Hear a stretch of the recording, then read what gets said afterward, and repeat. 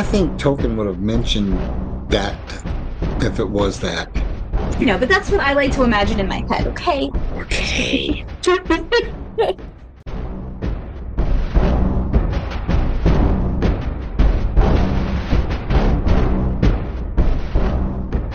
Hi, I'm Amy. I'm Robert. And I'm Evelyn, and we're talking about it. Unfortunately, Evie is just not able to join us with this recording. We're recording chapters 7 and 8 back to back, but she sends her love, and we send our love back. We miss her, but we're excited to get going into this chapter. There's so much Yes. to break down. Yes. We're going to be talking about chapter 7, Queer Lodgings, which I think I stated in the last recording as well that the previous chapter and this chapter are probably my two favorite chapters, but for very different reasons. But we'll get into my reasoning later. Before we begin, did we have any announcements or anything? I don't think so. I don't think so. Yeah. I don't think so. Cool. Okay. So, all right. Unless Scandinavia has reached out to us. Yes, Finland specifically. Yes. We mentioned this in our bonus episode that came out, but we continue to be the #1 English language arts and culture podcast in Finland the last couple of years, which amazing. And that's awesome. And we love you all. And we want to visit. Reach out to us. Bring us to Finland. Yes. Every time you say Finland, all I can think of is the old Monty Python sketch. Finland, Finland, Finland. I think of the fish slapping song from Monty Python and the Holy Grail, or Spamalot, I guess is there.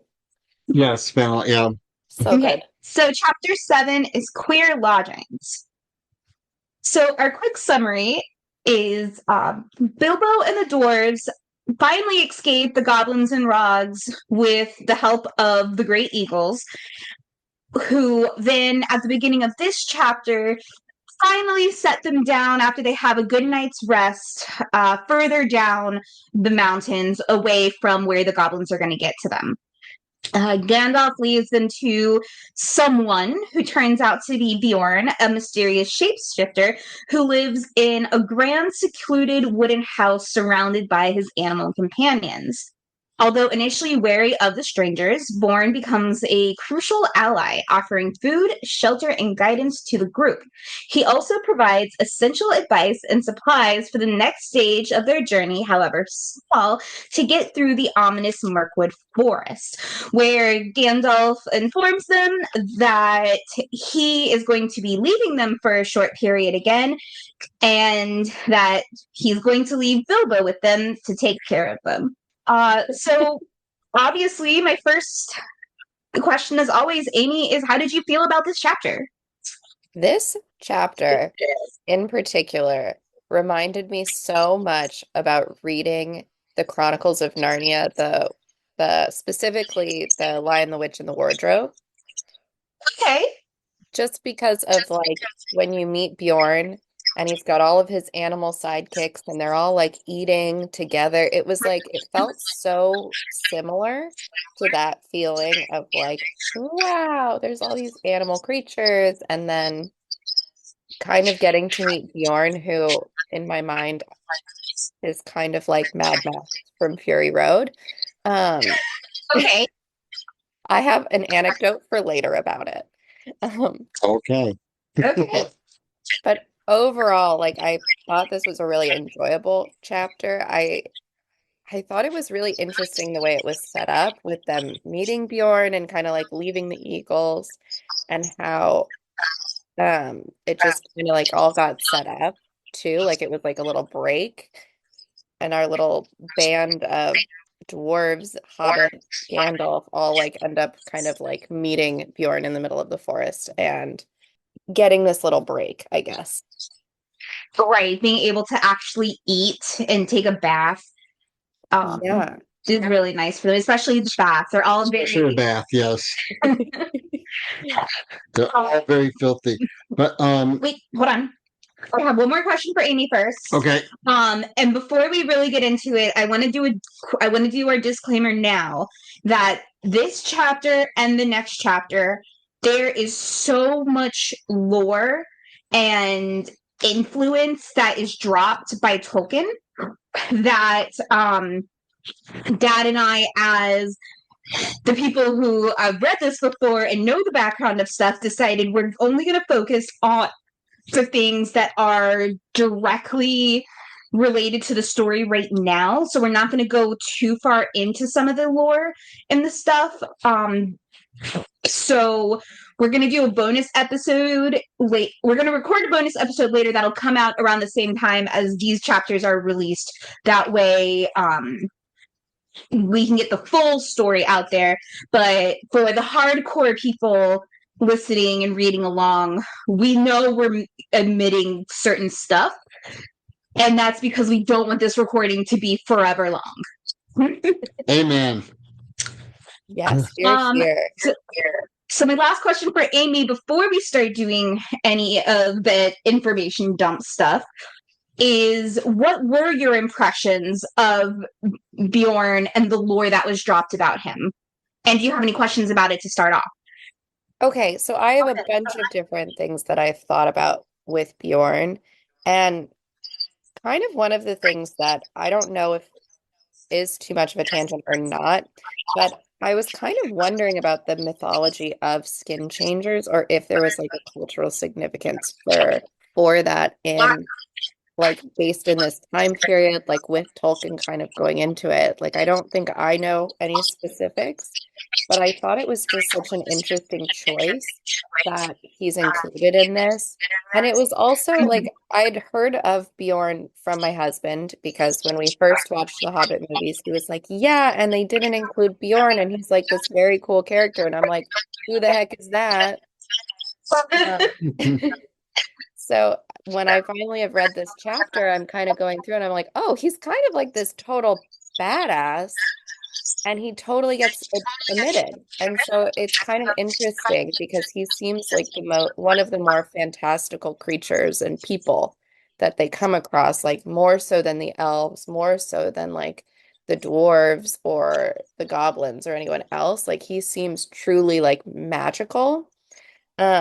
So it's kind of interesting to see him in relation to all of this as being kind of like that magic person who kind of swoops in. And then he kind of gives that same vibe of like Tom Bombadil, almost like totally mythical. Yes, absolutely. And that's why, so the last chapter I loved because I found it just very humorous in the way it's written, versus this one is Tolkien just drops a shit ton of lore. Totally. And just like all this lore and this amazing character, and we only see him for like the briefest moments. And that's what I think is so interesting, and why there actually is so much about him for only having the briefest like moment in this book, similar to Tom Bombadil in Lord of the Rings, where he just shows up just for a second. But it's so fascinating that fans and scholars alike have just done deep dives into it. And obviously we are going to talk about the skinwalking stuff. I saw Dad really wants to get into it, so remember that we're shortening it. Right, so, I know. So go ahead and start where you want to start. Well, one of the first things I want to point out is that there's 15 eagles altogether. And that's... I realized there was that many. And then later on... At the very beginning of the chapter it mentions... Because they all have their own eagle this time. And when Bilbo looks down and he gets frightened, the eagle he's riding says, "Don't be frightened like a rabbit," which to me is a throwback to the very beginning of the book. Well, I didn't even catch that. About rabbit holes. Oh. And in the Hobbit hole. And how they're just like, it's not like a rabbit hole, but a hobbit hole. Yeah. And also, there's the joke, that a hobbit is half of a rabbit, is half of a rabbit type thing as far as ancestry. I mean, that's the joke from Futurama. That's joke, yeah. No, that's a Futurama joke. Yeah. It's not. That was a joke long before Futurama was even thought of. Yeah, anyway. Did it the best. And then the other thing I like is, so I'm currently reading Tolkien's Faith, a spiritual biography, and so some of this stuff popped up for me. When the Eagles leave, Gandalf waves them off with "May the wind under your wing bear you up where the sun sails and the moon walks." With because Tolkien is Tolkien, he would have known that from Isaiah, chapter 40, verse 31 is, "They shall mount up with wings like eagles, and they shall walk and not faint." And then Psalm 91, "And he will raise you up on eagle's wings, bear you on the breath of dawn." So, I feel like that's a kind of a callback for Tolkien. For his religious background. Yeah, it was religious background. Okay. Wow. And then I also like how Gandalf is saying, "Hey, this is not my adventure." It's like I keep dealing with y'all. I've got other things I need to worry about. Well, and when he takes off this time, he's off to the White Council. If you some brilliant person sometime way back has figured out all the dates of when things are happening, and through that timeline, Gandalf is off to the White Council, and the White Council is to confront the necromancer. Gotcha. So, Right. I wrote that down in my notes. I was like, who the heck is the necromancer? Which I know yeah. Well, it's been very long since we recorded the very first chapter. Yes. Which we did mention the necromancer, which I remember asking about as well. So, Dad, do you want to remind us who that actually is? Yeah, the necromancer. Wait, is that going to spoil it for me? It is not. No. Okay. No. All right. The necromancer is actually Sauron, which I mean, but I don't think even Tolkien knew what the necromancer was eventually going to become at this point, right? In his book, it was just a mysterious bad guy. And by calling him a necromancer, it means his magic involves dealing with the dead. Yeah. So Tolkien was definitely setting up the potential for other stuff, like he does with everything he does. But yeah, that's who the necromancer turns out to be. And the other thing I thought was interesting is how they make, I don't want to say a big deal, but they bother to point out about clover being all around. And so I had to do a little bit of deep dive myself because I'm trying to remember what clover can represent. And if it's a four-leaf clover, that's faith, hope, love, and luck. And that's why. But it's also all over the English countryside. Right. Yeah. But I mean, he makes a point, because he doesn't say and there's green grass, and he happens to just mention the clover. To me, I did clock that, but to me, the way that he was describing it, I felt like he was trying to describe it more, and it's still the wild, but it's a more friendly wild than they've encountered previously. Yeah, it's something where it's they don't have to be too much on guard. And I think about too, with all of the flowers that, I mean, he goes through great lengths to talk about the flowers and the clovers that are all everywhere. It feels like a lot more welcoming too. I do have a comment about the introduction of how Gandalf chooses to introduce everyone, but I didn't know if we were wrapped up yet. All right. Yeah, go ahead. Now's a great time to say that. Okay, so I feel like Gandalf does this thing where he's like, this is a huge party. And he always is introducing the dwarves like in stages. Like even when they came to Bilbo's house, like they came like not all at once. It was like a few at a time. And I feel like he Mhm. does that same thing so that he doesn't overwhelm people. But I just thought it was so funny because I'm thinking about like like, when you're in like a pot of water that slowly is getting warm, it's like you don't totally know how hot it actually is. I feel like he's doing that with Mhm. introductions for all these dwarves too. Especially with telling the story and getting him interested in the story. So he's Yeah, just like, oh, fine, hurry up and let him in so you can keep the story going. I always thought that was so fun. it's so cute.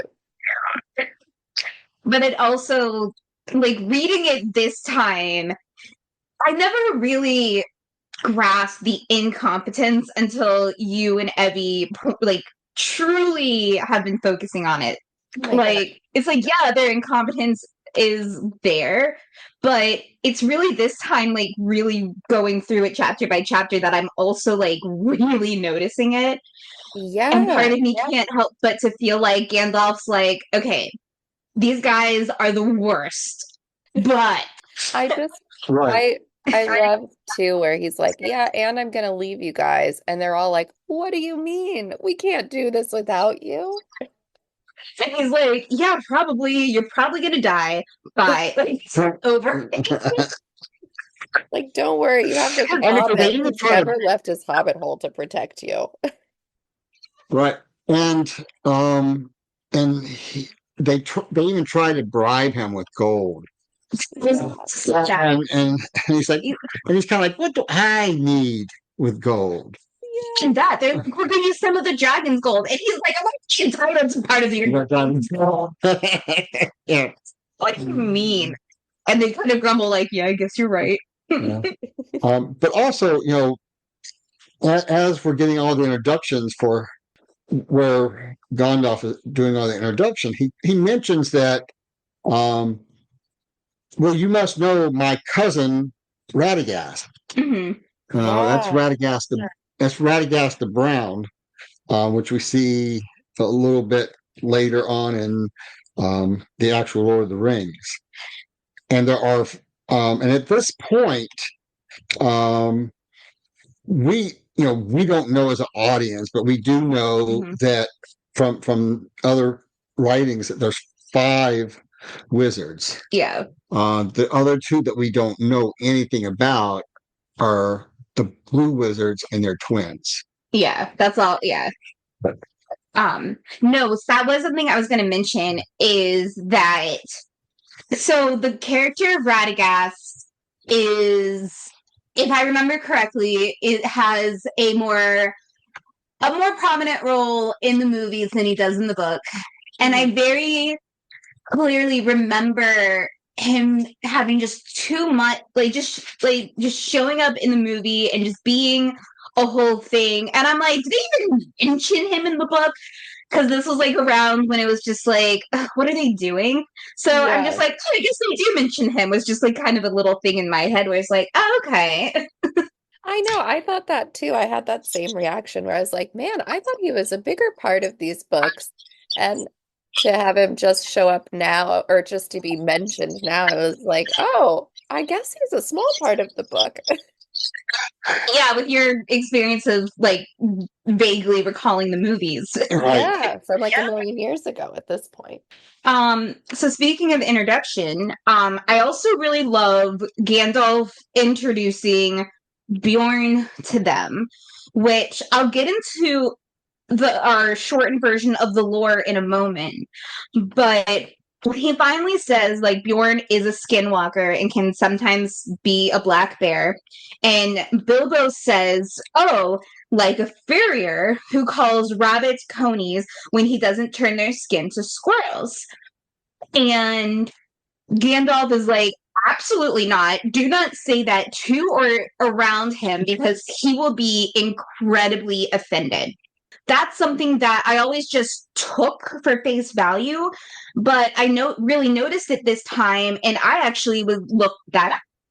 And so a furrier was a job even in Tolkien's time period where it was an actual like quite a common trade where it was men who would hunt animals and skin them and then use the furs to make like clothing and coats and hats and gloves.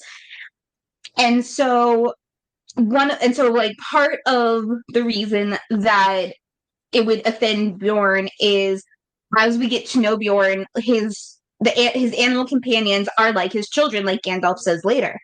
And so insinuating that he would skin any of his animals would be like just so insulting to him. Completely. And then I loved the addition that he's like a vegetarian too, like he doesn't eat yeah, any meat. I think he still eats like cream and milk and dairy, but like Right. other than Yeah. that, it was pretty like I really liked that addition to it as well. It yeah, felt very in keeping with like Tolkien's environmentalist kind of stance too, to kind of have characters who are outwardly vegetarian or like outwardly really cared about animals. yes, for sure. And then the second part of the comment that is insulting is the part where he says the calls rabbits coonies and when he doesn't turn their skin into squirrels. And so basically what that means is that something that was there was kind of this perception of less trustworthy furriers where squirrels were obviously much less valued than rabbits. Excuse me. Sorry, I just totally burped. While talking, I apologize. I was drinking my Coke Zero. Coke sponsor us. Uh, but anyway, rabbit skins were much more valuable than squirrel fur would be, but there was this connotation that some furriers would be dishonest and would try to cheat people out of a fair deal by claiming that squirrel fur was actually rabbit fur to try to make some extra money. And so that would be also implying that Bjorn's like not honest at all. Right. And that would also just be insulting to just anyone in general. Yeah, it's like the double whammy of insults. Like Bilbo is kind of cutting with his words sometimes, you know? I feel like he'd be kind of That's a very mean friend. well, not only that, but the fact that that's where his mind goes first, Yeah, like going back to him being a little rich boy, like that's probably something that he's encountered is these furriers in the Shire that have right. been dubious. And then my immediate thought would be that it's like I wonder if like it's hobbits doing that or if that's the men that come into trade. Mm. Oh, that's interesting. But but that's something that I didn't look into further. So once they all get inside, Mhm. Bjorn tells them not to venture outside. Mhm. And you Right. hear the snuffling of a bear and other animals and so forth like that. Um, which, it makes sense that he's probably I mean, it makes sense to me now. Mhm. It's been so long since I read The Hobbit the first time. I wonder if I picked it up. But but he's gone outside to talk to his animal friends to find out what the real story is. Well, not only that, um, but but there's evidence that night and then other places of other bears. So let's go ahead and get into Bjorn himself. Because Yeah. I kind of organized my notes. I know, Dad. He's giving me the little bit sign on our totally audio podcast. Um, so I was going to kind of take the lead on just mentioning Bjorn's stuff, and I was just going to start from like the beginning of my notes just to try to condense it and not flip flop around. So, everyone ready? Go. I'm ready. The name Bjorn, Beorn, basically means warrior in Old English. While the name itself is debated about the origins, most likely the name origin that Tolkien was using was Bjorn, Bjorn, which has the same pronunciation in Old Norse.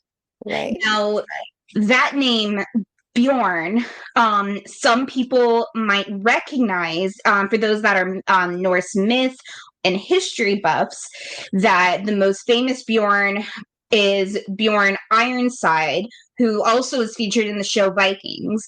And he was considered the first true king of Sweden and is one of the first like Norse mythological figures that we have proof definitely existed.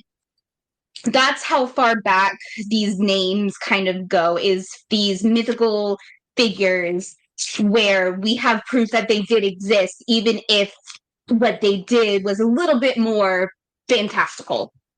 And so Bjorn itself as a name is very common for Vikings to name their sons that they wish to be great warriors. Bjorn is another word for bear, not the official word for bear, and was commonly used to say bear because there is this superstition that you don't say the names of beasts like bears or wolves, because when you say the actual name, it summons them.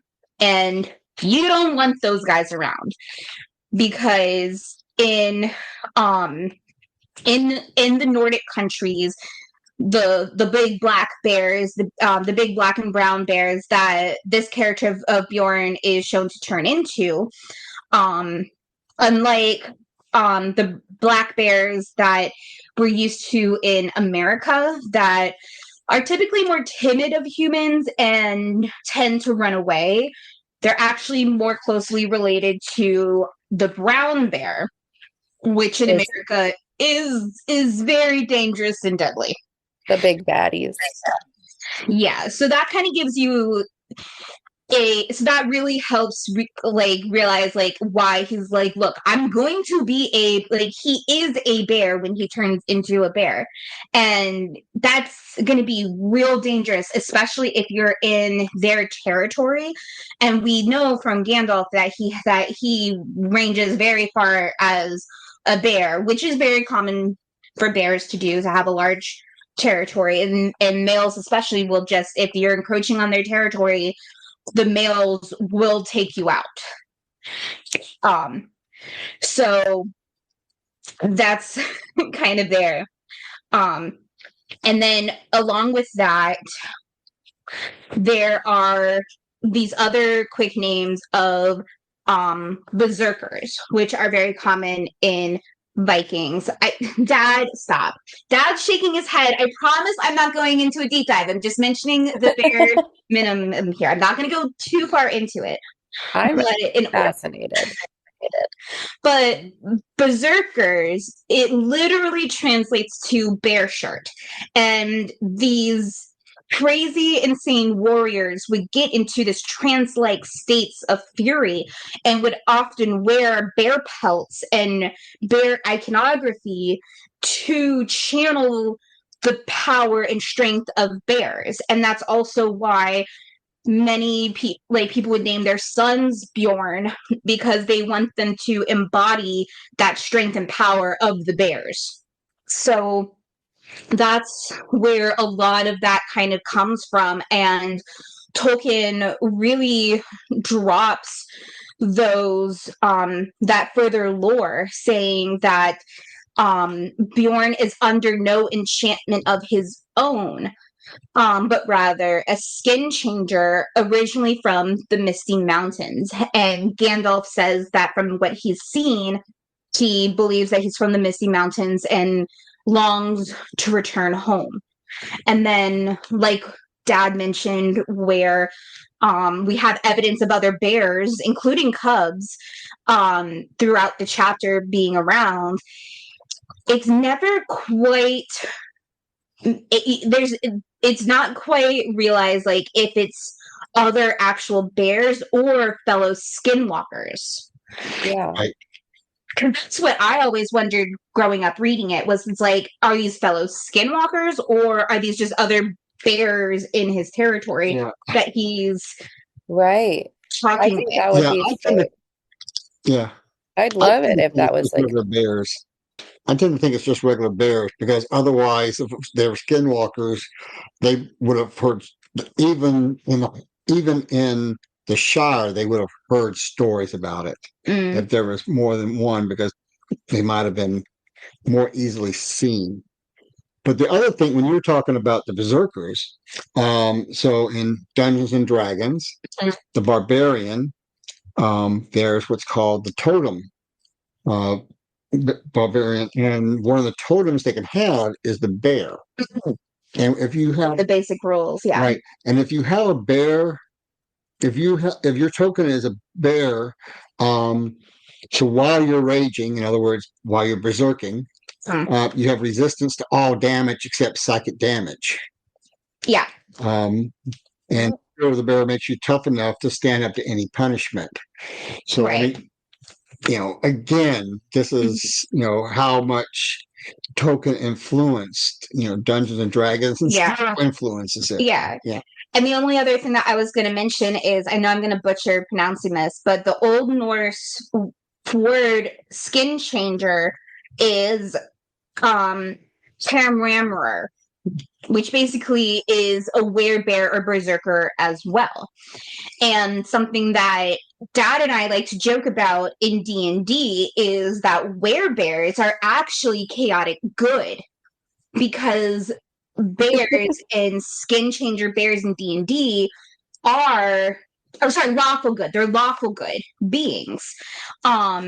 So the joke is like, imagine you're a werebear and it's the full moon, and afterwards you wake up in the middle of and you just turn into a werebear and you're directing traffic, kind of thing. But that's just something that I find really interesting with like you mentioning D&D. I wasn't going to mention it, but since you brought it up, like I find it interesting that they're lawful good, and then we have Bjorn, who is very good. He really works with his animal companions and everything. And so obviously Bjorn is out checking on their story during the night. Yeah, he checks on their story to see how much of it's true. And then when they get up in the morning, Bilbo's the last one to get up. Right. He has to like get scraps for breakfast. I know. It's like, is there breakfast? Yes. Where's the breakfast? Well, it's mostly inside of us now. Yeah. Sleepyhead. And then so rude. Then we also get the image of Gandalf smoking and blowing smoke rings. Yeah, Gandalf is like great for smoke rings. Just living a life doing that. But I find it very interesting that a simple thing like blowing smoke rings gives Gandalf joy. Something very simple like that brings joy to him instead of something we've talked about before, because Gandalf the Grey, like he was like, so we learn in Lord of the Rings, this really isn't a spoiler for The Hobbit, is that he was basically offered the role of like the head of the wizards and to be the White Wizard, and he's like, I really don't want to, fam. I just want to chill. Yeah, he likes going to the Shire and hanging out and having parties and bringing all his fireworks everywhere. But I also liked how he used that as like, oh, I'm just gonna blow my smoke rings to kind of like shoo off everyone questioning like, where's Bjorn? Where's Bjorn? Like this whole time too, because he's like also avoiding their questions by doing that, which I liked him just like leaning. Yeah, because he tried to follow them at one point, but he's like, man, these bears can hike. But just to wrap up just very quickly, Bjorn, is that is like I said, like with all the stuff that I dropped, you can go on for hours about every little detail. And people have, and there's so many different essays and speculation about Bjorn. And we know there are other skinwalkers and different other animals is hinted, but we don't really get more of that, at least right now. But it's fascinating. And I always think it's very interesting because shapeshifters and skinwalkers are found in many different cultures. But here, especially with the bear ideology, it's definitely much more of the Norse style, is what has influenced Bjorn and his characteristics. Because many of the Norse sagas that we know Tolkien drew influence from typically have these bear-like warriors with bear-like names, including Beowulf. I So wouldn't That's have what I have known on that. Bjorn. yeah, That's so so Any cool. questions on Bjorn before we wrap it up? Well, I wanted to say my Mad Max Fury Road Okay. comparison, right? So for those of you who watched the Mad Max Fury Road, so at the end of like Gandalf's whole thing, or I guess it's the next morning, they wake up and there's a goblin head on a stake, right? Mm-hmm. Okay. So Bjorn going off does his berserker thing, and like in the morning he's back eating, like, having his tea and crumpets, and there's this like, you know, goblin head He's on a like, stake. It just immediately brought me back to it. I watched Mad Max Fury Road, and they have that whole scene where Mad Max like leaves Furiosa and the rest of them and like goes and kicks a bunch of butt off screen. I feel like mm-hmm. that's what just happened. Like the yeah, exact same thing. He just goes off, does Yeah. the berserker thing, and he's like chilling the next day. Like, what's up? Yeah. He's like, yeah. I was able to confirm some of what you said, and I even found a goblin in a warg ring round. Oh no, where is he? Well, his head's in the back at least. well, actually, but what's interesting though is actually he calls it an orc, Oh, Oh, yeah, true. and it's the only place the word orc is used in a whole Hobbit book. Oh, I didn't realize that. Yeah. Okay. I thought it And was if you think goblin. about it, goblins are only mentioned once or twice in the whole thing of Lord is very. Lord of the Rings. So there's this whole thing about, are they different creatures, or are they just calling the smaller, weaker ones goblins? And yeah, Yeah, because that's something that we went into rather extensively in Lord of the Rings, because I was always under the impression that they were different, but there's actually much more evidence that they pretty much are basically like subspecies of themselves, where the goblins are just smaller underground kind of thing, where they're very similar to the orcs versus and just the smaller ones just went underground versus being two different species entirely. But then again, we have these dichotomies of the goblins versus the dwarves with how they interact with their surroundings underground, and the difference between orcs and elves, where we know that orcs were essentially made as a bastardization of elves kind of thing. Right. So there's like there's different ways there, but then again, now that I'm saying this and you can see my wheels turning in my mind as I'm literally speaking, where that would make sense that these goblins are the smaller orcs that were made as these bastardization of elves, and when they got under the mountain, they then became bastardizations of Right. dwarves. so much for only making this an hour. Well, We have to move it important along, things to get into. let's just see.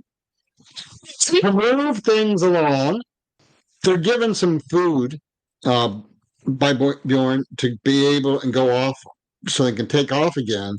And the cakes that they're given sounds a lot like the limas bread that the elves give them in the Lord of the Rings. Yeah. That's Yeah, I mean, it lasts for it lasts for a long time. Da, da, da. We don't know if it really gives them any more stamina, but I just wonder if that's not where the whole idea of lemon bread came up for him at that time Oh, when he was thinking about something going back. see, I interpreted it completely differently. I because it very specifically mentions that it has honey in it. Yeah. Um, I and something about honey that I always think is fascinating is honey is so antibiotic resistance that it basically never goes bad, Hmm. and it's very dense in nutrients and calories that it mentions that the food makes you very thirsty. And so I always just assumed it was just a very dense kind of like protein type thing, has a bunch that is very nutritious, and especially for these guys that are walking and doing a lot of exercise and a lot of miles and hiking, they need those calories to be able to keep up, which we'll see in the next chapter Yep. what happens when they don't have those calories. So, Yeah, right. and so they start talking about the Mirkwood. Mm-hmm. Hmm. Now, the Mirkwood, even the word Mirkwood, is not original from Tolkien. It goes No? back to the it goes back to the 1880s and in a prose by William Morris called "A Tale of the House Wolflings." Hmm. So that whole idea, a Mirkwood Mm-hmm. goes, back further, and Okay. he borrowed it as he does so much other things. That's something I'm going to go ahead and say we're for this episode, and we're doing a double recording today. So for the next episode that you guys as listeners will hear later, um, we're just going to talk about only what is important to the story, Right. especially when it comes to the Mirkwood stuff. Yeah. And but I do so he Bjorn lets them borrow his ponies. Yeah. Uh, and they want but you have to leave them at the edge of the woods. They'll find their way back. Yeah. So 4-day journey still to get there, even on the ponies. on the ponies, Yeah, and I what couldn't and imagine how big his property actually is. I know, but but the question that popped up for me when I was reading that this time was, so considering Sam's fondness of Bill, do you think that came about due to him hearing Bilbo's story about these ponies? Oh, maybe. Yeah. I I was just, mean, oh, go ahead. well, I mean, I was gonna say, I feel like Sam would have the exact same reaction that Amy and Evie had about the ponies in our previous uh, chapters. They found out what happened to the ponies Ponies. earlier. I still think I they feel like escaped. that would be more influential towards them. Yeah, well, I was thinking that Bjorn probably heard from Gandalf what happened to the other ponies. And he was like, "You will not have them for longer than absolutely necessary. These are my babies." And not only that, but it's like he did the thing that my mom used to do where he's like, I'm not gonna help you guys and go with you. But he follows And them goes with anyway, you. not really to help them, but to make sure that they treat his ponies okay. Yeah. Right. And that's something my mom used to do for me and my brother when we were like old enough, because when we lived in Massachusetts, we were in a walking school district. We lived half a mile from the school. Oh, I don't think even that far. Probably not. Yeah, probably not even that far. And so when we were old enough to like walk to school on our own in the mornings, we were so happy because we felt so grown up.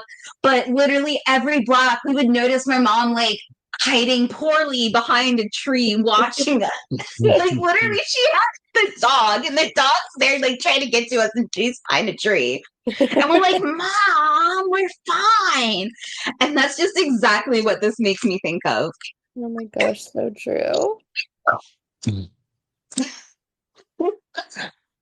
just being in elementary school, like Yeah. doing that. But that's exactly what it made me think of. And also, I forget who, I can't remember if it was one of the dwarfs or Bilbo saying it, but talking about, is there a safe path? And Gondalf says, there are no safe paths in this part of the world. Yeah. And Yeah, I that's, like that. yeah, I Yeah. really liked yeah, that that's line. I thought kind of it just, had good gravity. yeah, Yeah. yeah. And then again, Gandalf's like, all right, time to give up the ponies. And they're just like, well, can we take them? And he's like, you do not want to make Born upset. And they're like, well, your horse. And he's like, well, there's the fun part. I don't have to give them back because I'm not going that way. That's right. Yeah, he's taken off to the White Council. But in my edition of the book, don't leave the path. It's all in capital letters. Oh, I think it's in mine too. And I think that's only, I can't think of any other place where Tolkien did that. Yeah. I mean, he may very well have, but I just don't recall it. Yeah.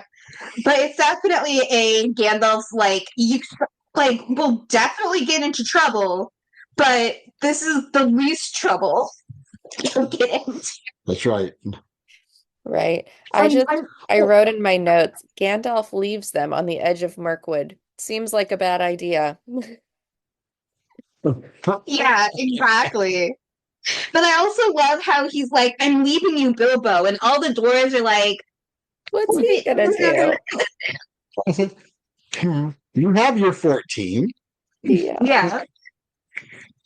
So, Which, by the way, so, they get Bilbo as the 14th, so they're not traveling. Lucky number of 13. Unlucky number 13.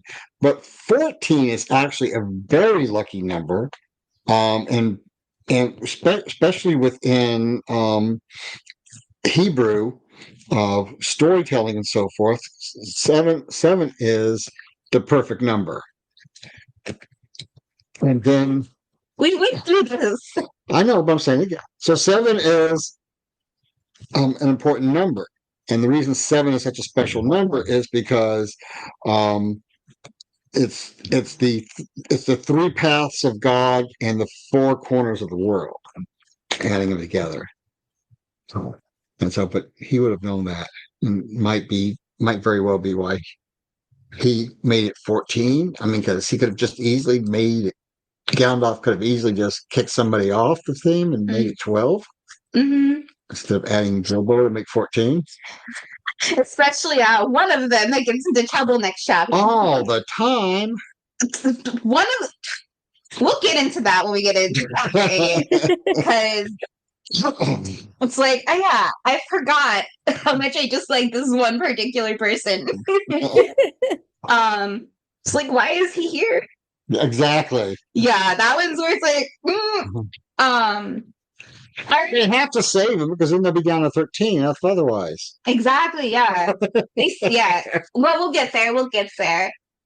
All right, final impressions of the chapter to wrap this particular part up. I like the chapter.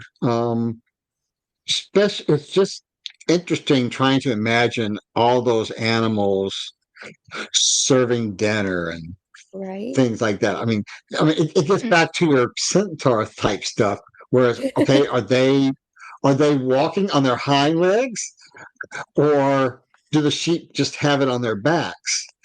As the sheep walk around and and so forth. I totally agree. I love like this chapter. Yeah, and more with like Amy's thing where she was talking about how it's very Narnia, but in Narnia, they're very much humanistic, where they do kind of have human mannerisms. I always interpreted it as, what are those things? Those like crazy mousetrap like things, and the guy also did like the complicated like automated breakfast like I know Wallace and Gromit. Yeah, yes. Where I always figured that Bjorn basically made one of those one of those has that kind of a setup where the animals are just the animals vibing and are able to do that. That's to me that sounds like too much technology that he would have in his home. It's just some it's all simple machinery. It's all the simple machines, the 5 simple machines you learn in elementary school in different combinations. Yeah, but I think Tolkien would have mentioned that if it was that. But that's what I like to imagine in my head, okay? Okay. But yeah, obviously, I love how we have here in The Hobbit, Tolkien drops the coolest lore ever, and then we don't interact with this character again. And then he makes Lord of the Rings, and it's just like, well, if that made you mad, then Tom Bombadil's going to make you even more mad. I know, he is really cool. I really liked reading this chapter because I feel like my husband, I know I mentioned this at the beginning, but Bjorn is his favorite character, I think, in Lord of the Rings, or at the very least in The Hobbit.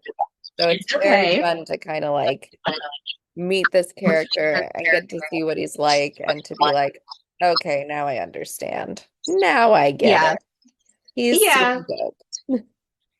That's pretty much how I felt about Tom Bombadil when I finally got to that chapter.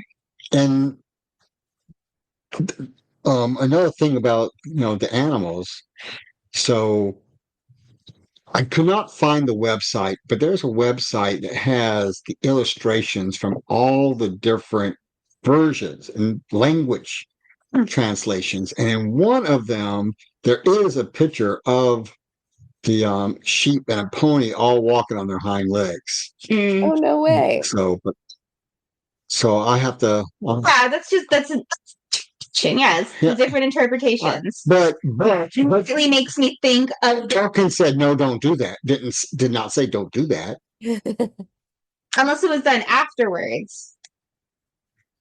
No, it's within the official release of the book in that language. Yeah, but maybe it was after his passing.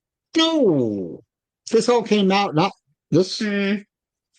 These books came out all over the world, all those languages before Lord of the Rings even went out. So it just reminds me of the current.